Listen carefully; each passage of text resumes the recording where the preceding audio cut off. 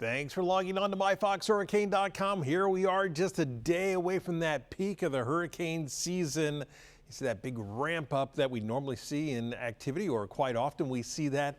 But you know what? Look at this. There's nothing going on.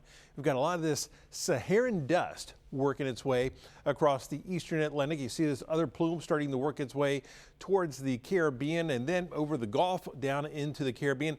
Everything is quiet, so over the next 5 to 7 days, we are not expecting to see any activity in the tropics, which is a nice welcome break. Nobody complaining about that. So you look at the wind shear in the atmosphere and you do see some stronger winds right off the coast of Africa, but then after that, you are seeing a large area of really some lower wind shear all the way into the Caribbean as well.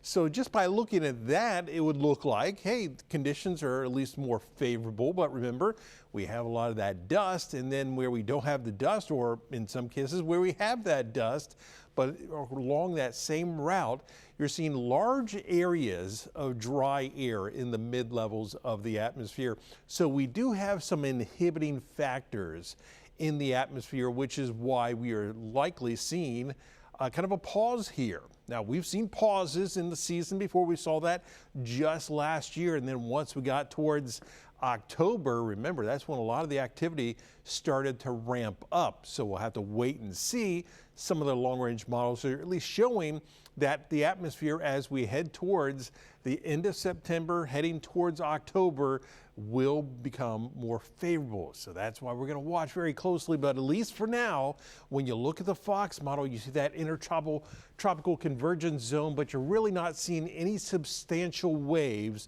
making their way off the coast, and everything remains quiet across the tropics all the way up towards Florida as we head through the rest of this week and heading into the weekend. Of course, we'll keep you updated right here on myfoxhurricane.com.